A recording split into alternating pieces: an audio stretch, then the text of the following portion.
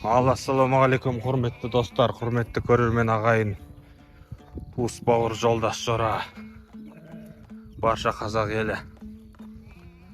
Жағдайларыңыз қалай? Көктем келіп, малдың аузы көк келініп, жақсы болып жатырсыздар ма? Бізде міне қой туып, аяқтап жолға шықтық. Баян жүрекке, Алатаудың баурайына, өзіміздің қыстауға қаратай жолға шығып бара жатырмыз. Қойды көшіріп айдап бара жатырмыз. Мына қозылардың бәрі аяқтанып, марқайып, жақсы болып қалды түгел. Енді міне осылайынан жолға шықтық бүгін. Бұйырса осындайынан күніне бір 13-15 километрді басып отырсақ, бұйырса 4 күнде жетіп барамыз. Осы жерден 60 километр. Міне біз сәлем жолдап қойыңыз. Қой жатыр. 4 сағат айдап шашақ болды қой деген. Түскі астыда айдап жатырмыз. Шайнекке, шәугімге шай қайнатып, газ баллон арқылы. Мына жақта мен дастархан жасап жатырмыз. Көктем шығып, көкке аузымыз ілініп, бізде неше түрлі тағамдарға аузымыз ілініп, жағдай сондай бір қуанышта көшіп бара жатырмыз. Қазір сірне бар. Көкке ауыз ілінген көк серкенің етін сірне жасап келе жатқан жағдай. Сірне келді, сірне. Баян жүрекке тартып бара жатырмыз. Бісміллә, қана сірнеден алып отырады жігіттер. Bir қазан сірне. Осы көк шыбындар шыға бастапты. Сірнелетіп жатқан жағдай. Ал дәуке бір әңгімеңден жіберші. Бір көне көз әңгімелерің бар еді.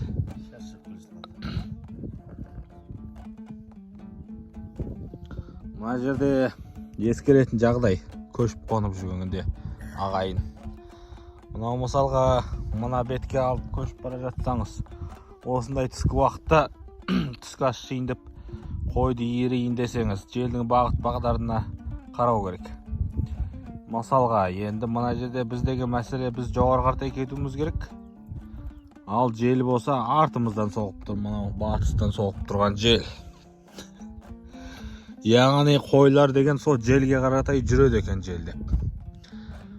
Қойлар бір 15-20 минут демалып алады да, сон желге қарсы ақырындап жайла кете береді. Сонда енді сол жел жаққа қаратай отыру керек. Сол кезде қойды көп қайырмайсың да. Біз жаңа мен төбеге барып отырайын дегем. Дәуке сонымен жел жаққа барып отыр деді. Болмайды, қазір қойдың алдыңнан тосып аламыз деді. Енді мынау мен тосып алып отырмыз қойдың алдынан. Осылай, осыны ескеріңіздер. Қой бағам деген кісілер. Тарт дейді.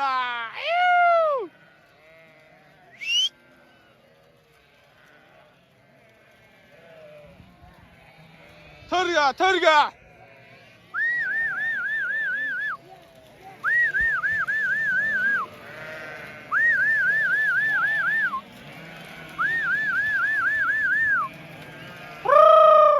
Гой.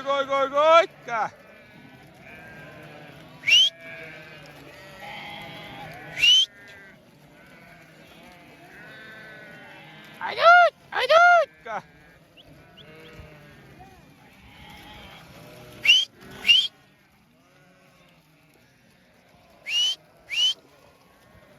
Töy. Akın.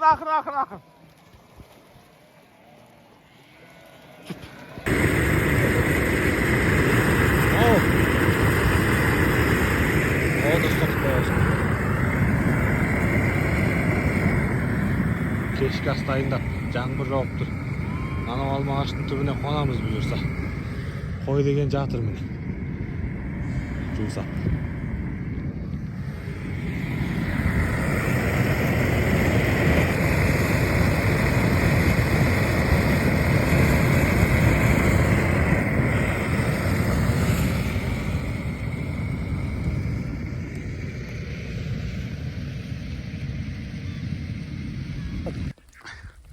Ешкілер бізбен бірге тамақ ішкілер келіп жатыр.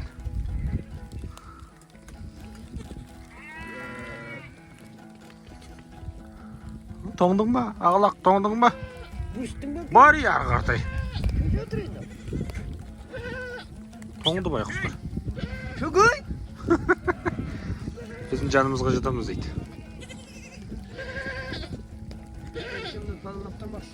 Ия, мына талып паналамақшы ғой. Жаңбыр жауғаннан кейін. Жаңбыр қояды шығыр еді. Чеги, мына ешкі. Бері. Көпірден өткізіп жатырмыз қойларды. Айда.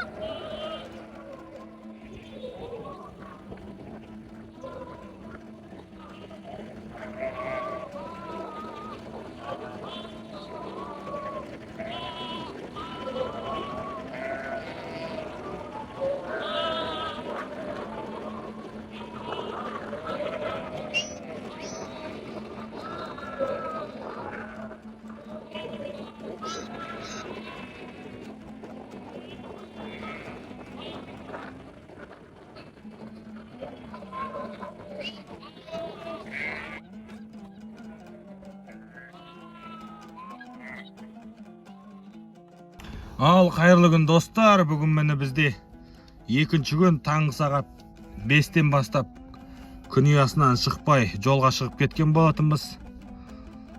Кеше жүрген 16-17, почти 16 шақырым жол жүрдік кеше бірінші күні. Бүгін мені 10 шақырымды артқа тастадық.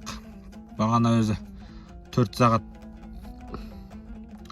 па 3 сағаттай 7 шақырым тастадық, одан 2 сағат қойды демалтып алдық. Енді қайтадан жолға шығып, міне қайтадан жолға шығып, Қапал ауылына да жақындап қалдық. Бұйырса Қапалға жетем дегенше міне аз-ақ қалды. Қапал ауылы көрініп тұр міне. Мұзбұлақтың шыңы көрініп тұр, Мұзбұлақ тауы. Мұзбұлақ көкке мұрны тірелгендей деп Ілияс бабамыз жырлап кеткен. Осындай жолда кетіп бара жатырмыз. Қой өзі заулап бара жатыр. Себебі алдынан жел шығып, жел соғып, желдеп отырып заулап кетіп бара жатыр. Қой деген өте қатты жүріп бара жатыр, Алдын тоқтатып қойып жатырмыз. Мына жолда машина айдаған, машина жүргізуші, көлік жүргізуші ағайындар, осындай көш көрсеңіздер кішкене сабыр сақтауларыңызды өтінемін. Әйтпесе тура баса көктеп келіп таптап кететіндей қатты өтеді екен. Тура қойда таптап кететіндей болып үркітіп, айдап келеткен жағынан керісінше кетеді, сосын үркіп қой деген. Кішкене сабыр сақтап 1-2 минут ақырында өтсе түкте жоқ қой. Қайда сығат түсінбеймін. 1-2 минутта тұрған не бар, 5 минут ары кетсе жарайды. Солай. Жақсы онда. Тағы түсіремін. Қарашы қалай күшті жанып жатыр қазан деген. Қонып жатқан жайымыз бар деп осылай Қапалдың іргесіне бе? Қапал ауылы мынау. Құрметті достар. Қапал ауылының іргесінен өтіп барып, бір Байекеңнің базының төбіне келіп жатырмыз. Міне. Кешкі ас дайындап. Көшпенді қазақ. Біз қазақпыз, мың өліп, мың тірілген. Жөргегімде таныстым мың тілімнен деп. Ой, бәне. Не көрмеген қазақ? Жайды қайнатып, сірне дегенді жылытып. Көбінесе осындай көште көп адам тамағын ашар болып жүреді. Көп байқаймын мен соны. Осылай.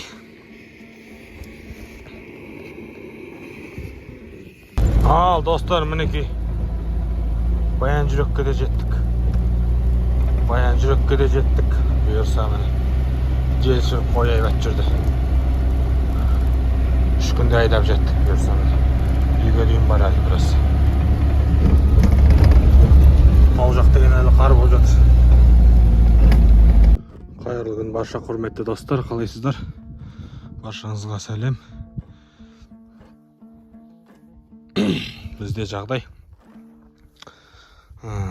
осы тауда екі жабайы ит пайда болды. Және де түлкілер бар. Көршімнің бірі 5-6-10 шақты қозысын мертіктіріп жеп кетті. Енді осы жерге мен түнде бір түлкі келді.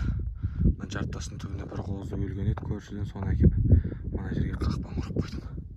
Енді осы қақпанды байқап көреміз. Ит түсе ма, түлкі түсе ма? Жабайы иттерді де құрту керек болды. Бұл заманда бөрік етіп ит құтырған заман болды. Мінекей. Қазір енді мына жерде тағы бір өлген лақ бар. Оны екінші қақпан қылып жасап, екінші қақпанды құрамын. Түсіп жатса көрсетемін.